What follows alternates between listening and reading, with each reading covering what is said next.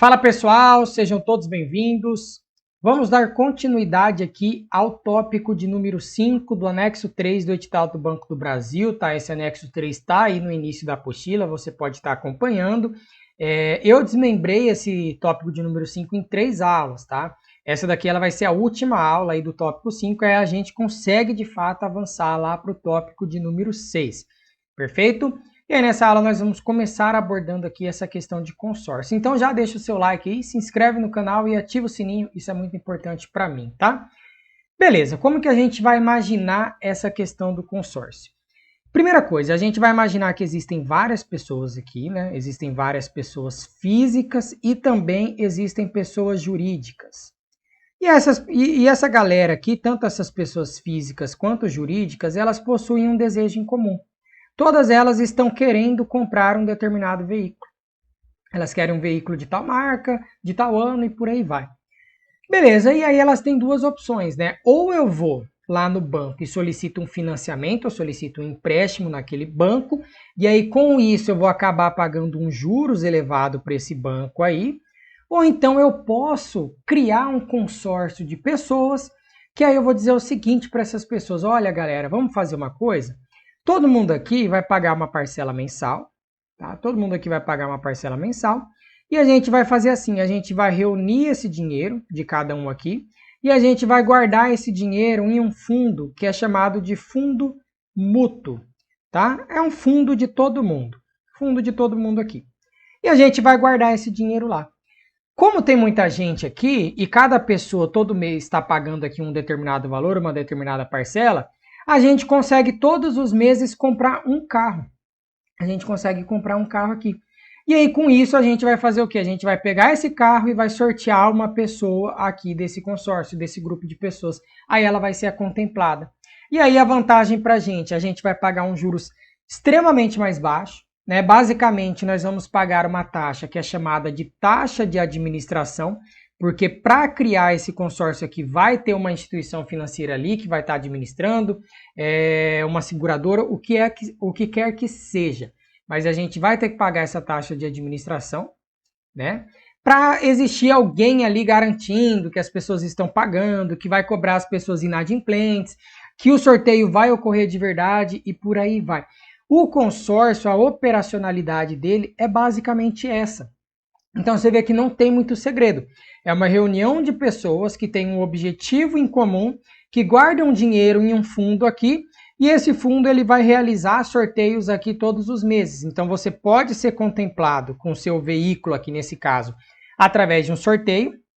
Tá, o sorteio ele sempre vai ocorrer, então todos os meses vai ter que acontecer esse sorteio.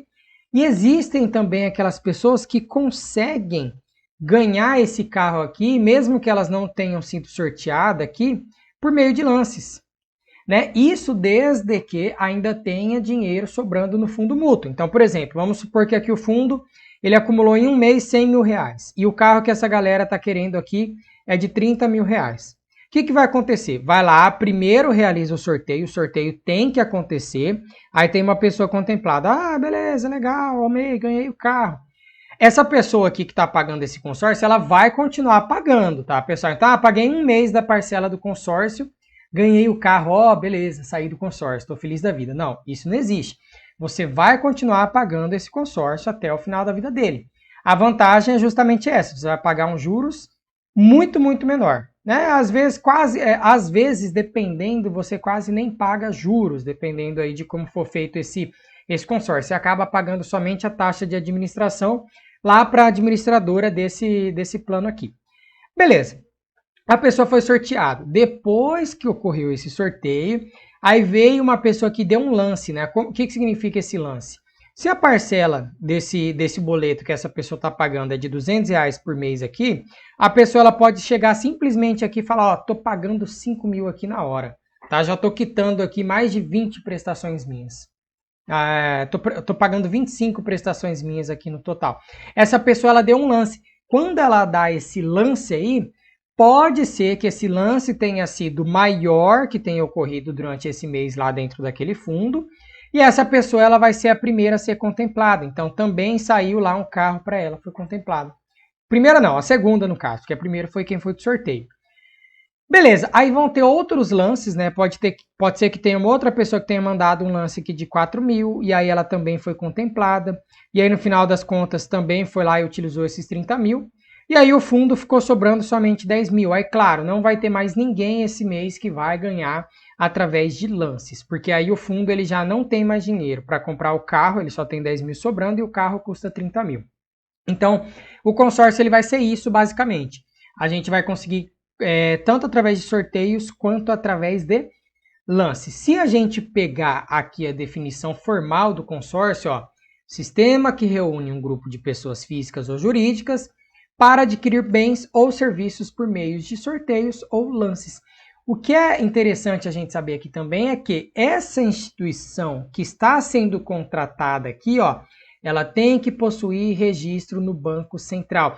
E aí justamente por isso que você pode reparar que a grande parte das administradoras de consórcio são o quê? Os próprios bancos, as instituições financeiras, ok? Porque daí com o banco ali você tem a garantia de que o dinheiro está sendo depositado, o povo ficou inadimplente, vai cobrar esse povo, né? Vai dar um jeito aí de fazer funcionar esse consórcio aqui. E aí a remuneração do banco é essa taxa de administração.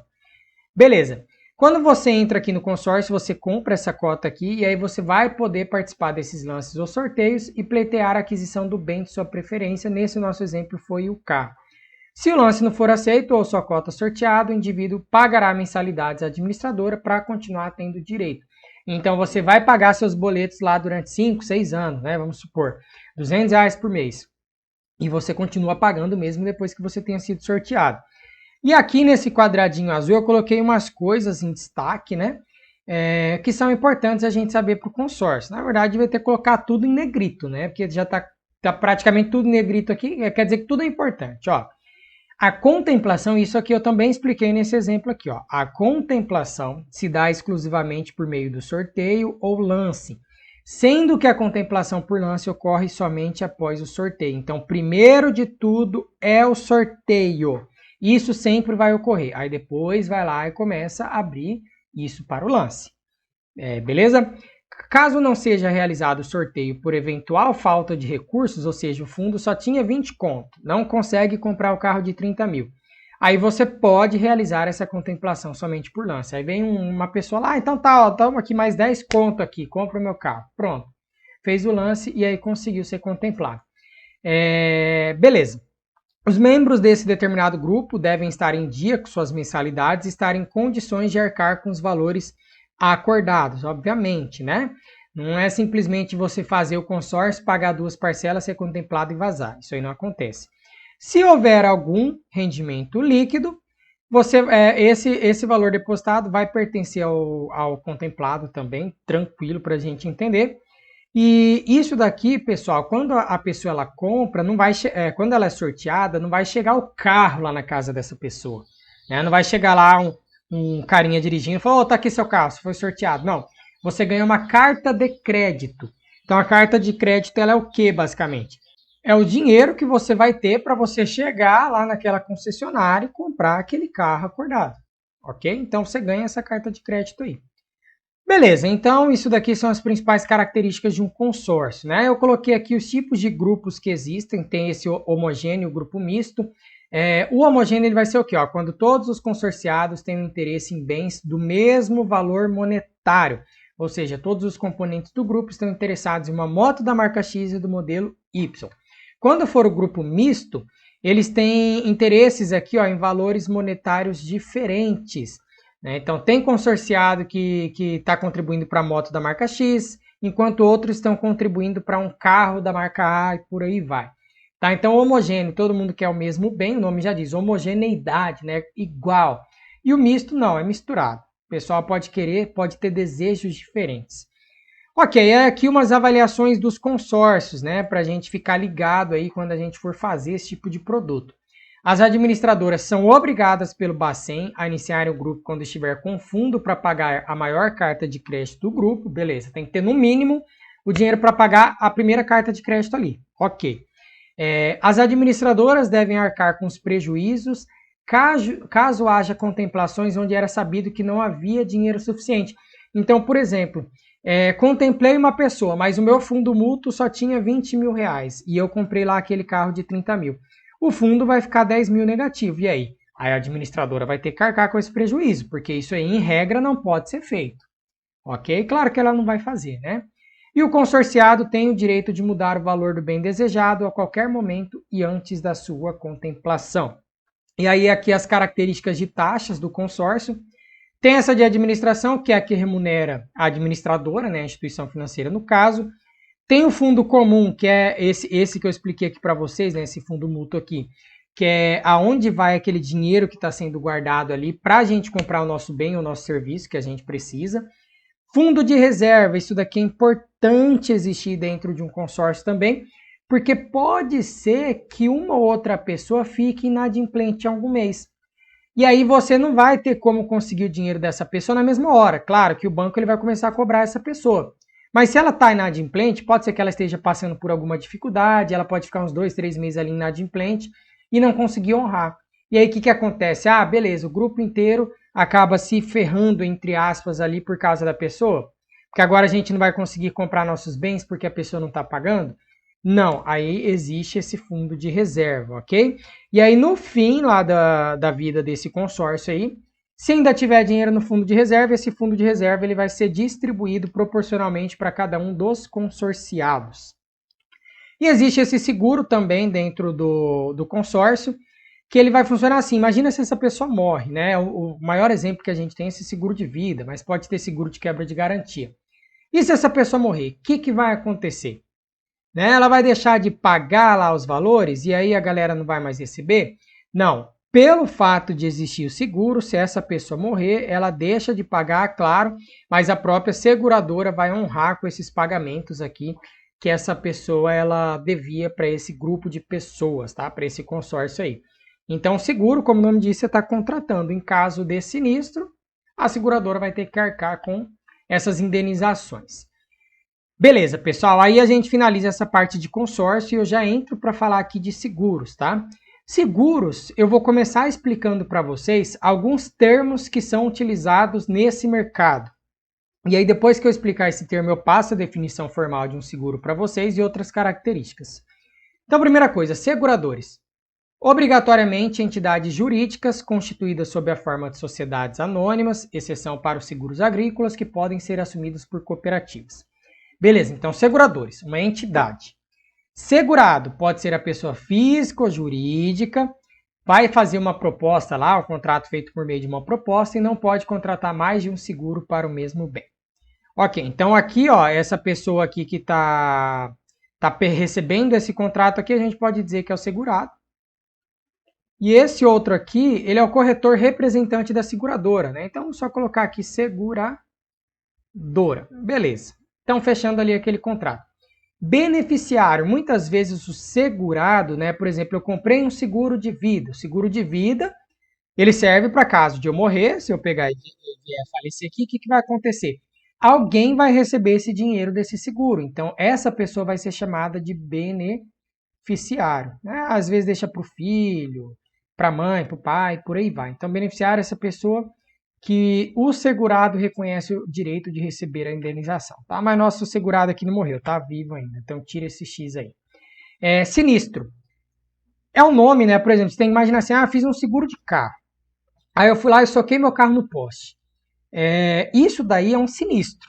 Né? Quando de fato aquele risco que estava sendo previsto no contrato, ele ocorre. Então, bati o carro, isso aí é um sinistro. E aí, esse sinistro é essa realização do risco que está sendo prevista no contrato. Então, muitas vezes você vê esses termos aparecendo. Em caso de realização de sinistro, a franquia do seu seguro vai ser tantos e tantos reais. Né? Porque daí entra essa outra palavra aqui, franquia. O que vai significar isso daqui?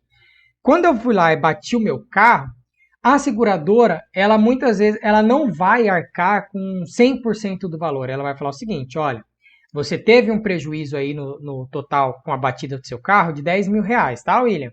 Beleza, só que a franquia desse carro, ela é de 1.500. Então, você me paga 1.500, que o restante, os 8.500, eu vou honrar, tá? Isso daí pode acontecer. Pode acontecer não, isso daí acontece porque a franquia existe dentro dos seguros, beleza? Então isso daqui é um valor que o segurado ele vai arcar do seu próprio bolso, caso ocorra esse sinistro aqui. Ok, indenização é valor que a seguradora paga ao segurado pelos prejuízos decorrentes de um sinistro, né? Então, ó, paguei a franquia de 1.500, os outros 8.500 aqui é a indenização que a seguradora está pagando aqui para mim porque eu sofri esse sinistro, ok?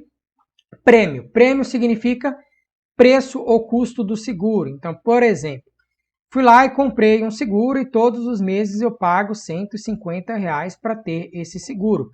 Esses R$150 aqui, que eu estou pagando todos os meses, ele é chamado de prêmio, tá? É o boleto que eu estou pagando lá.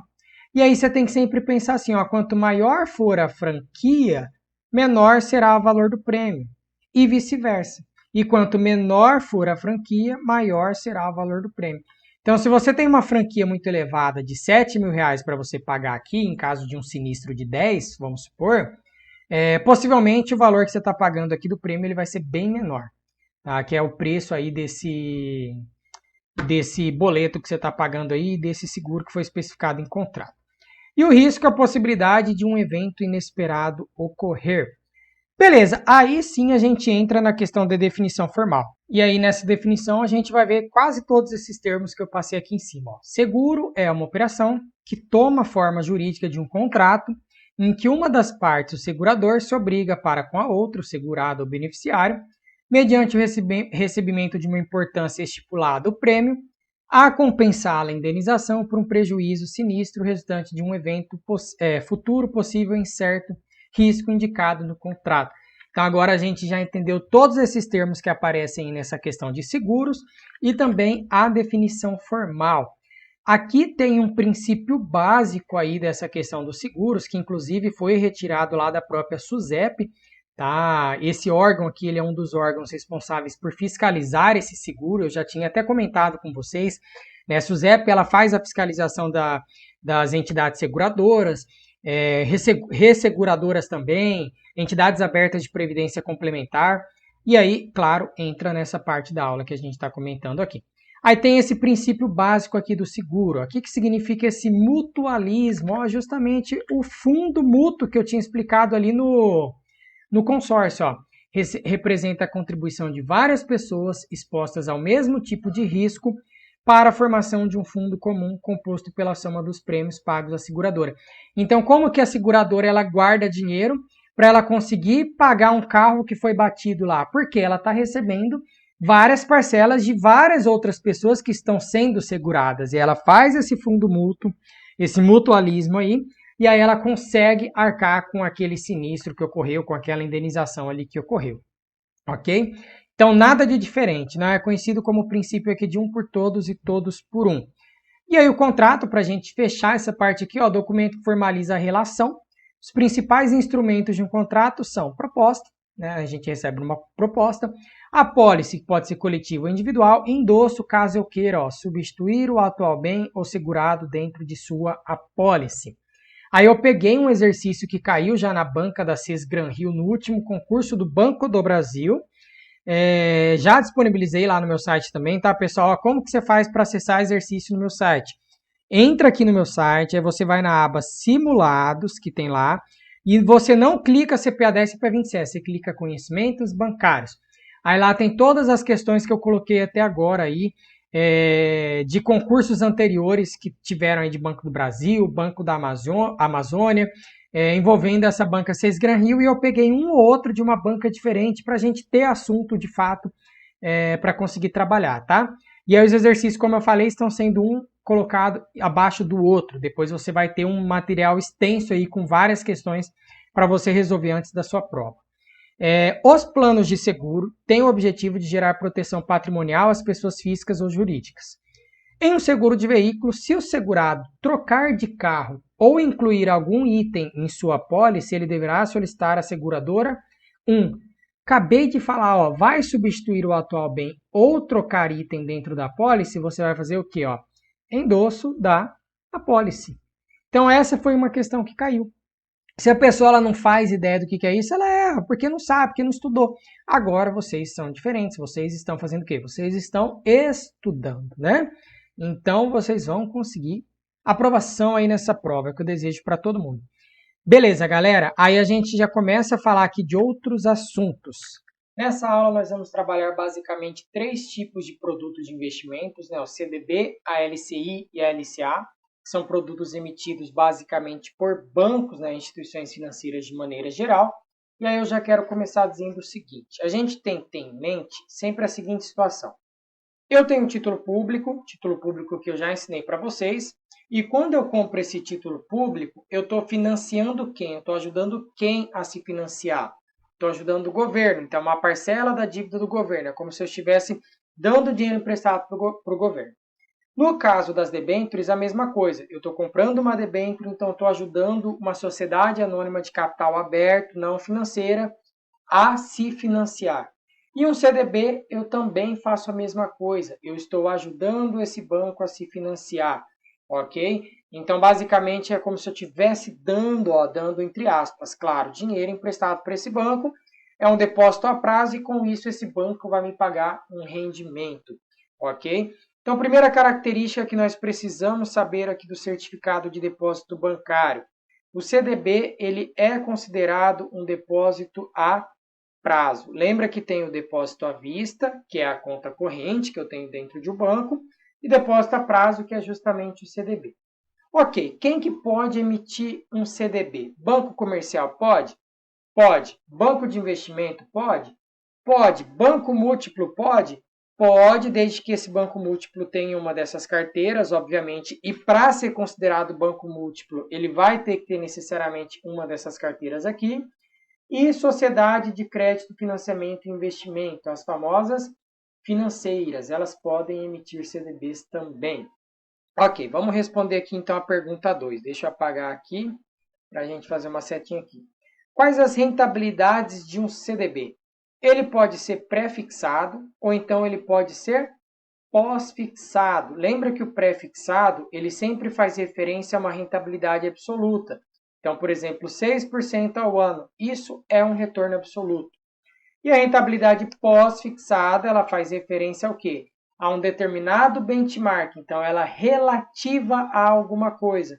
Então, 100% do CDI, por exemplo, ele está se referindo ao CDI, está tendo como rentabilidade após fixação ao certificado de depósito interfinanceiro. Então, essa rentabilidade, que é expressa ao ano aqui em termos percentuais, é chamada de rentabilidade absoluta. E essa outra aqui ela é chamada de rentabilidade relativa. O CDB ele pode ter tanto essa pré, então, ou essa pós, sem problema nenhum. Pergunta de número 3, então. Um CDB pode ser resgatado antecipadamente? Sim, pode ser resgatado antecipadamente sem problema nenhum, ok? CDBs podem ser indexados à variação cambial? Nessa daqui você vai responder o seguinte, não, porém, se for feito swap, aí você pode. Como assim, né? Deixa eu escrever aqui para vocês no quadro, tá? Deixa eu só apagar isso daqui, e aí eu escrevo esse tal do swap aqui. Então, caiu na prova perguntando CDB pode ser indexado à variação cambial? Você vai dizer não. Porém, se for indexado, se for realizado swap, aí pode, SWAP. Aí tudo bem, você pode pode indexar o seu CDB à variação cambial. Então, se for realizado swap, sim, né? Pode. O que é esse swap? Esse swap ele nada mais é do que uma troca de indexador. Digamos que eu tenho um determinado investidor aqui, que ele tem um CDB aqui na carteira dele. E aqui tem uma instituição financeira que tem vários outros ativos lá na carteira dela. Esse CDB desse investidor, atualmente ele está rendendo 100% do CDI. Só que esse investidor ele tem alguma dívida em dólar, ele está com medo da desvalorização da moeda, da valorização que seja, e ele resolve trocar esse indexador dele. Então ele chega lá no banco e fala o seguinte, olha banco, eu não quero mais que o meu CDB renda 100% do CDI. Eu queria trocar essa rentabilidade que eu tenho aqui pela rentabilidade da variação do dólar. Tem como eu fazer isso? Aí o banco vai falar, olha, esse tipo de operação que o senhor quer fazer, ela é chamada de operação de swap, que significa troca de indexador. Tem como eu fazer assim, vamos fazer o seguinte, esse 100% do CDI que o seu CDB está rendendo atualmente, você passa para mim, então eu, instituição financeira, passo a ganhar essa variação do CDI e eu vou te dar a variação do quê? Do dólar, ok? Então, nesse tipo de situação, quando eu realizo o swap, eu posso sim fazer essa troca de indexador e o meu CDB ele vai acabar ficando indexado à variação cambial, somente nesse tipo de situação, ok? Então, swap basicamente é troca de indexador para a gente não errar na prova. Pode ser realizado aqui. Rentabilidade de um CDB, ela vai ser diária, semanal, mensal ou anual? Resposta correta aqui é diária, ok? Rentabilidade diária de um CDB. Quais riscos um CDB tem? Deixa eu puxar uma seta aqui para baixo e responder aqui. Tem risco de mercado um CDB? Tem risco de mercado. Então, que significa que existe o risco de oscilação dos preços, do preço de um CDB variar. Você comprar ele, às vezes, por um preço de R$900 e ele cair para 850. É possível? É, claro que não é tão grande o risco assim, mas existe. Tem risco de crédito nesse CDB? Ah, William, não tem risco de crédito porque tem o fundo garantidor de crédito. Se a instituição financeira quebrar, eu estou garantido até 250 mil. Errado. Apesar de existir o FGC, tudo isso que eu falei está certo. O CDB ele tem risco de crédito, sim. O banco pode sim quebrar e ele não conseguir arcar com a sua aplicação financeira que você fez lá nesse CDB. Então, existe sim um risco de crédito. Ele pode ficar inadimplente. Tem risco de liquidez? Tem risco de liquidez também. Pode ser que ocorra. Também uma coisa assim, na prática a gente sabe que é bem difícil isso acontecer, mas pode ser que aconteça de eu não conseguir converter o meu ativo, o meu CDB, em dinheiro. Então, consequentemente, tem risco de liquidez, ok? Beleza, respondemos todas essas. Vamos pegar então aqui como é o imposto de renda em um CDB. O imposto de renda em um CDB é a tabela de renda fixa. Como que é a tabela de renda fixa? Eu sempre falo, produtos de renda fixa são tributados como renda fixa, de 0 a 180 dias, que eu ficar nesse produto de investimento, eu vou pagar 22,5% de imposto.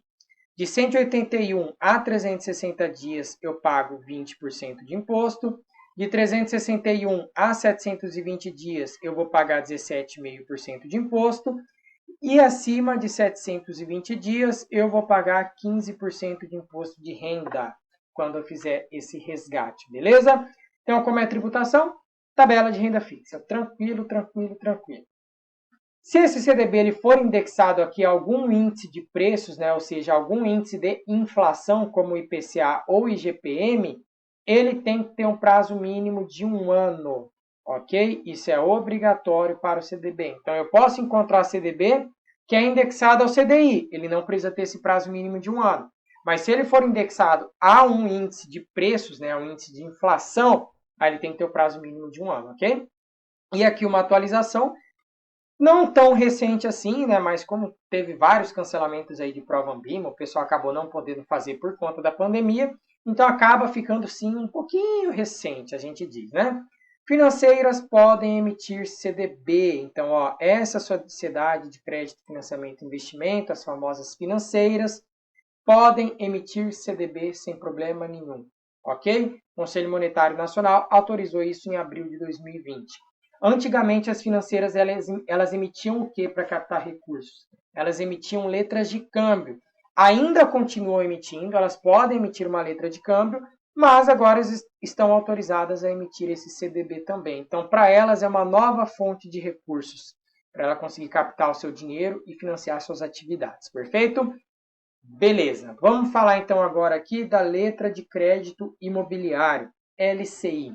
Essa letra de crédito imobiliário aqui, eu vou fazer um exemplo para a gente tentar entender como que funciona na prática. Na prática, a gente pode pensar o seguinte. Aqui eu tenho um banco, uma instituição financeira, que está emprestando recursos para um determinado investidor aqui. Tem um investidor aqui que está precisando de dinheiro. Deixa eu colocar uma outra cor aqui. E aí ela foi lá e emprestou aqui para esse investidor, digamos, 20 milhões de reais. Vamos colocar aqui 20 mil, né? De 20 milhões de reais. Para quê? Porque esse investidor aqui ele está precisando comprar um determinado imóvel. Não vem ao caso que tipo de imóvel aqui, só para a gente entender. Então, tá precisando financiar um determinado imóvel. Pegou emprestado 20 milhões com o banco e, consequentemente, essa pessoa ela vai ter que pagar o que para o banco? Ela vai ter que pagar um determinado juros para esse banco. O banco está emprestando 20 milhões e vai pedir muito mais em troca. Então, digamos que tenha feito um financiamento aqui durante 30 anos e essa pessoa ela vai pagar 17 mil reais por mês para esse banco durante 30 anos. Nem sei se isso aí vai dar 20 milhões ou mais ou menos, tá? É só um exemplo para a gente entender. Então tá, então o banco ele teve uma saída de caixa de 20 milhões e esse investidor ele vai ficar pagando ao banco durante 30 anos 17 mil reais mensais. Ok, imagina só a seguinte situação.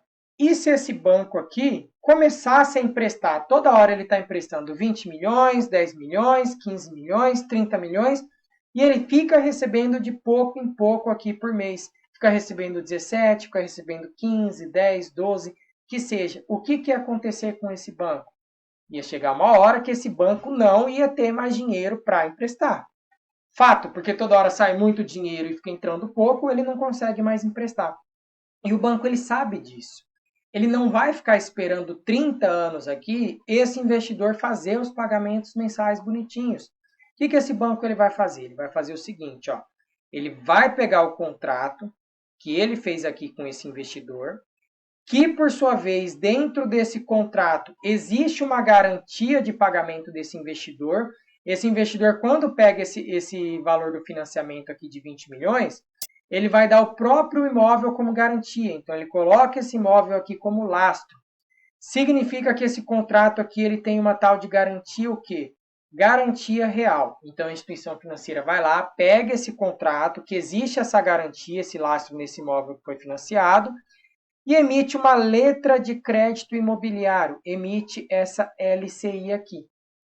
Beleza, aí ele emite essa LCI, ele pode emitir essa LCI até qual limite de valor máximo? Até o limite do valor que foi emprestado para esse investidor.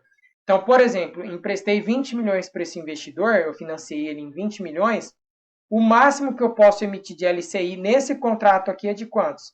20 milhões também, esse é o máximo. Então o banco foi lá e criou esse produto, criou essa LCI.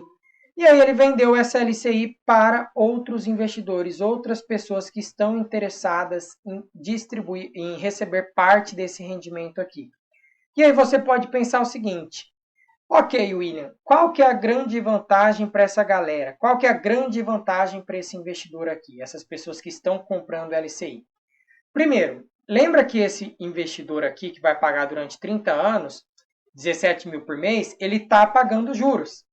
Quer dizer que parte desse dinheiro que ele está pagando é amortização, que vai de fato reduzir o saldo devedor dele, e a outra parte é simplesmente juros, que é como se fosse um dinheiro que ele está dando lá para o banco. Né? Um dinheiro que, para esse investidor, é um dinheiro que ele joga no lixo, não serve para nada, porque não reduz saldo devedor.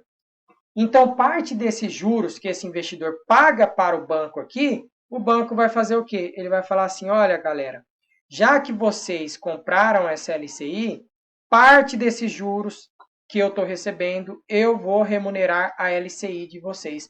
Então, vantagem para esses investidores. Eles ganham dinheiro com essa operação, a gente ganha dinheiro com essa operação, a gente vai ganhar um determinado percentual.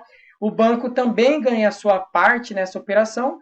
E o principal de tudo, o banco ele consegue captar esses 20 milhões aqui e ele consegue antecipar esse fluxo futuro de pagamentos que ele vai ter. Então, ele não precisa esperar 30 anos para conseguir reaver o capital que ele emprestou e um pouquinho mais. Ele vai conseguir reaver antecipadamente. Então, a gente diz que essa LCI ela acaba servindo para o banco também antecipar o seu fluxo futuro de pagamentos. Ou seja, ele traz isso para o valor presente. Ok? Então, tá.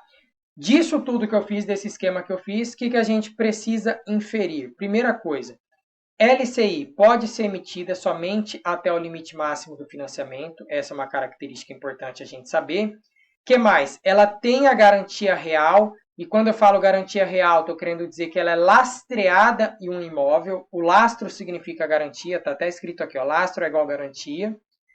E quem que pode emitir essa letra de crédito imobiliário? Aqui está a última atualização, né, de abril de 2020.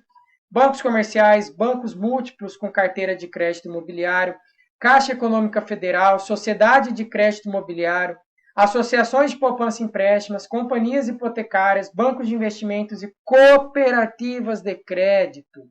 Isso daqui é o principal. Antigamente, cooperativas de créditos não podiam emitir LCI e agora cooperativas podem, ok? Você vê que aqui embaixo, quando eu falar da LCA, a gente vai ver que cooperativas podem emitir LCA, só que antigamente não podia emitir LCI e agora pode. Então, como é uma coisa, uma atualização, é sempre importante a gente estar atento em relação a isso, ok? Beleza. E aí, por fim, né, essa aqui é a terceira coisa importante para a gente saber, quem pode emitir essa LCI. A outra coisa mais importante é que pessoa física possui isenção de imposto de renda de uma LCI, ok? Quarto ponto, então, pessoa jurídica vai pagar de acordo com essa tabela que eu acabei de desenhar para vocês aí, essa tabela de renda fixa, e a pessoa física não paga, ela é isenta de imposto de renda, perfeito? E ainda tem o quinto ponto, na verdade, que é esse que está aqui no canto direito. Ó, o prazo mínimo para emitir uma LCI e LCA é de 90 dias, quando não for atualizada por índice de preços, e de 12 meses, quando for atualizada por índice de preços. Bem parecido com o CDB, né? Que aqui o CDB, quando ele é indexado ao IPCA ou IGPM, ele tem que ter um prazo mínimo de 1 ano. Aqui é a mesma coisa para LCI e LCA. Ok. E qual que vai ser a grande diferença de uma letra de crédito do agronegócio para uma letra de crédito imobiliário? Basicamente isso daqui, ó, o lastro, ao invés de ter o imóvel aqui como lastro, vai ter alguma coisa relacionada ao mercado do agronegócio. Digamos, por exemplo, uma máquina agrícola, tá? De resto, é tudo igual, é o mesmo tipo de esqueminha que eu fiz aqui para vocês. Tem também isenção de imposto de renda pessoa física, tem a garantia real, como lastro ali, e também é emitido por bancos e cooperativas, beleza? Então, com isso, a gente fala tudo que a gente precisa saber de LCI, LCA e CDB. Fica faltando, na verdade, somente essa tabela do IOF aqui, que o IOF ele vai ser basicamente o quê? Né? Imposto sobre operação financeira, tá bem pequenininho aí, mas se você quiser pegar uma tabela, digita a tabela no Google lá, IOF, que vai aparecer uma tabela maior, mas dá para enxergar, né? Imposto sobre operação financeira, como que ele funciona? Deixa eu apagar tudo aqui do slide, para ficar melhor. Quando você aplica em um produto de investimento, e aí você pega e resolve, por exemplo, olha, eu apliquei R$100 aqui em um CDB, só que eu esqueci que eu vou precisar desse dinheiro para daqui 2 dias. Aí eu saquei em 2 dias esse recurso. O que vai acontecer? Se você sacou antes de 30 dias, você vai pagar IOF. Se você saca em 2 dias, você paga 93% de IOF. Então vamos supor que você aplicou R$100 e você teve um retorno de R$100 também em 2 dias, tá? Ganhou o dobro, né? Coisa que não vai acontecer. Mas você ganhou R$100 em 2 dias só para facilitar o cálculo. Esse aqui é o seu lucro, então. O que ia acontecer? Em cima desse lucro que você ganhou, você vai pagar 93%. Então, ó, R$100 menos 93%, porque você ficou só 2 dias lá, ó, tá aqui. Então, vai sobrar R$7 para você. E depois que você sobrou esses R$7, você ainda vai pagar o imposto de renda. Como você ficou só 2 dias, você vai pagar quantos? Menos 22,5%. Então, você ainda pagaria 22,5% em cima de R$7. Então, esse IOF, ele é basicamente para dizer para a pessoa o seguinte, ó, tá aplicando dinheiro? Beleza, no mínimo mantenha por um prazo aqui superior a 30 dias. Porque se você ficar 30 dias ou mais, o IOF já é igual a zero, você já não vai pagar esse imposto. E você vê que esse imposto ele é um imposto grande, né? Dependendo do prazo que você fica. Ó, se a pessoa ficar 15 dias aqui, ela paga 50%. O que a gente precisa saber de IOF para a prova? Primeiro, o IOF ele sempre incide primeiro. Então, primeiro a gente cobra o IOF se houver nesses produtos de renda fixa. E só depois a gente cobra o imposto de renda. Então, segundo a gente faz a tributação. Além disso, nós precisamos saber que aqui no 29º dia ainda existe o IOF, que é de 3%.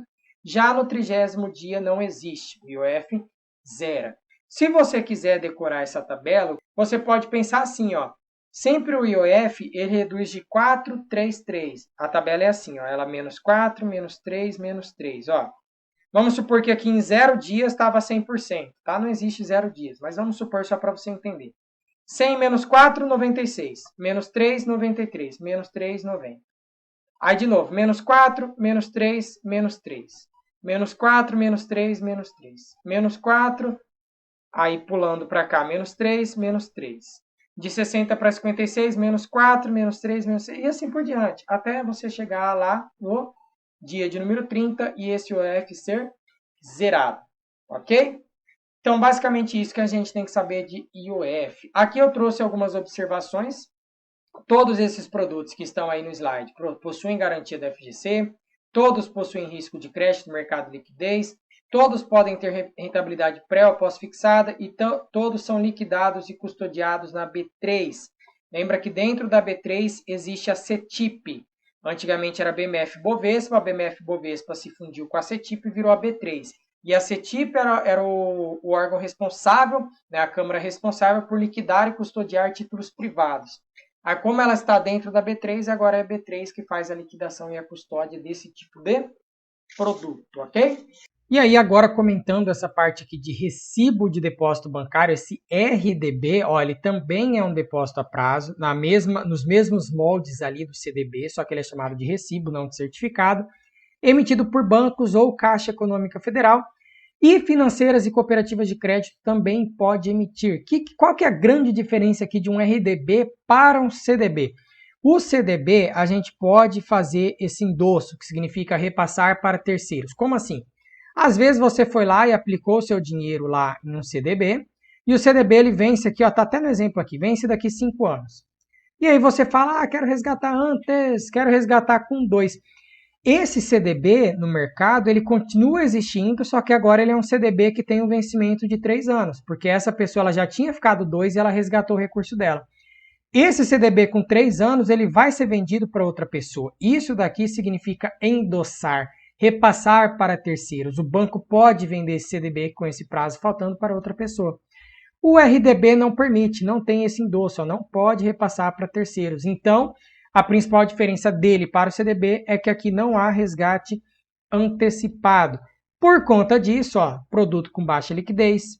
E aí você tem baixa liquidez, quer dizer que você tem mais risco. Consequentemente, se você tem mais risco, você tem mais retorno. Ele vai te pagar um pouquinho mais. Não tem resgate antecipado, pode ser pré ou pós-fixado. Possui risco de crédito, ou seja, pode ocorrer inadimplência. Mercado, que é a oscilação dos preços, né? Então, um CDB, um RDB, ele pode custar um dia R$10, outro dia pode custar 11, 100 e pouco, outro dia pode 200. Isso acontece, preço de mercado. Claro que não oscila tanto assim igual eu estou falando, tá? E aí, nesse caso do RDB, não há risco de liquidez. Por que, William, não tem risco de liquidez? Porque você não pode sacar antecipadamente. Você não pode sacar antes do prazo de vencimento. Então, não tem risco de liquidez. Você vai conseguir converter seu dinheiro somente lá no vencimento, normal, não tem como você vender antes mesmo. E o imposto de renda e o IOF, mesmíssima coisa que eu acabei de explicar para vocês, da tabela de renda fixa. Então, pouca coisa aí para a gente saber de novidade aí de RDB, tá, pessoal? Essas são as principais características. Olá, pessoal, sejam todos bem-vindos. Vamos começar a falar sobre títulos bancários 2. Eu vou trabalhar um pouquinho agora com vocês sobre letra financeira, DPG e mais alguns produtos. Letra financeira, primeiro título que a gente vai trabalhar. Ela é um título de renda fixa emitido pelos bancos de maneira geral, bancos, cooperativas de crédito, com a finalidade de captar recursos de longo prazo. Tá, então eu tenho lá o CDB, que é um passivo do banco, eu também tenho a letra financeira, que é um passivo do banco, só que o CDB geralmente ele tem prazos mais curtos, a letra financeira ela é um prazo mais longo. E lembra que eu falo para vocês que sempre que quanto maior for o prazo de qualquer produto de investimento, maior será o retorno desse produto, porque quanto maior o prazo, mais risco de acontecer alguma coisa. Então tem que pagar um retorno melhor para aquele investidor. Então é também uma maneira do banco fazer captação de recursos. Ele capta recursos através de letra financeira. Isso é importante para o banco, porque ele tem um recurso que ele pode trabalhar em prazos maiores. Ele não precisa se preocupar em ter que pagar o cliente dele daqui a um ano. Você vai ver que existe vedação de resgate em letra financeira de pelo menos 2 anos, tá? Dependendo de qual letra for. Aí, quais são as características de uma letra, né? ela não pode ser emitida com valor nominal unitário inferior a 50.000 e 300.000, 50 se não contiver essa cláusula e 300 se contiver essa cláusula. Cláusula de subordinação aqui na letra financeira, está aqui embaixo. É a mesma coisa, ó. Os detentores da letra financeira têm seu direito de crédito condicionado ao pagamento de outras dívidas da instituição emissora em caso de falência. Então, ó, o direito de crédito está condicionado a primeiro ela fazer o pagamento dessas outras dívidas. Você será o último a receber, da mesma forma. Tranquilo? Então, 50.000 se não tiver essa cláusula, ou seja, não existe essa subordinação, e 300 se tiver essa subordinação. Eu tenho aqui o prazo mínimo também de emissão de uma letra financeira. Ambas têm vedação de resgate, você não pode resgatar antes, por isso que é um título de longo prazo. Se quer comprar a letra financeira, compra, mas você vai ter que deixar lá bastante tempo. Então, 24 meses se não tiver a cláusula e 60 meses se tiver essa cláusula. Aí outras características aqui, não tem o fundo garantidor, não tem isenção de imposto, pode pagar cupons periódicos, não sempre, mas pode. A alíquota de imposto de renda, ela é de 15%, aí você vai falar, cara, vou ter que decorar, o William falou para mim que todos os produtos de renda fixa que seguiam a tabela, então por que ele está falando direto 15%, ao invés de falar a tabela para mim? Porque, olha, presta atenção, o prazo mínimo para resgate de uma letra financeira é 24 meses. Faz aí a conta, 2 anos na tabela de renda fixa dá 15%. Então você não precisa pensar, você não precisa decorar esses 15%. Você só tem que decorar os 24 meses. Você só tem que lembrar que o prazo mínimo para resgate é 2 anos, que você já vai saber que o imposto de renda vai ser 15%. Tá? Então vai pegando esses macetinhos, ao invés de ter que sair decorando tudo aí. Você não quer só passar na prova e decorar, você quer ser um ótimo profissional. Na hora que as pessoas chegarem para conversar com você, você vai manjar, você vai dar show para essas pessoas. Aí nós temos o DPG, Depósito a Prazo de Garantia Especial. Tá errado essa crase aqui, né? A gente não usa crase antes de masculino, né? O prazo, então errei português aí, uma aulinha de português. Aí nós temos então o DPG, Depósito a Prazo de Garantia Especial. O que vem a ser esse tal do depósito a prazo? Primeira coisa, ele surgiu depois da crise imobiliária dos Estados Unidos, depois de 2008. E aí você vai entender qual que é a grande finalidade dele. Naquela crise, a gente sabe que teve uma corrida bancária, muitas pessoas começaram a ir aos bancos e sacar o seu recurso porque elas estavam com medo de uma quebradeira generalizada. Isso começou com a quebra do banco Lehman Brothers, que aí o banco, ele com certeza tinha muito dinheiro envolvido com outros bancos. Então ele era um devedor de vários outros bancos, tinha operações com vários outros bancos. Então muita gente começou a ficar com medo de quebrar. E não somente banco estrangeiro, banco brasileiro também. Tanto que quebrou. Quebraram alguns bancos brasileiros, menores. E aí a galera fez justamente o seguinte, ela ia lá no banco menor, no banco pequeno, e sacava o recurso do banco pequeno e deixava ou em casa guardado, até passar esse risco aí, essa incerteza desse período, ou ela ia lá e colocava nos grandes bancos, né? Itaú, Bradesco, Banco do Brasil, Santander, os bancos que a gente já conhece. E aí presta atenção, o que vai acontecer com isso, quando esse tipo de situação acontece?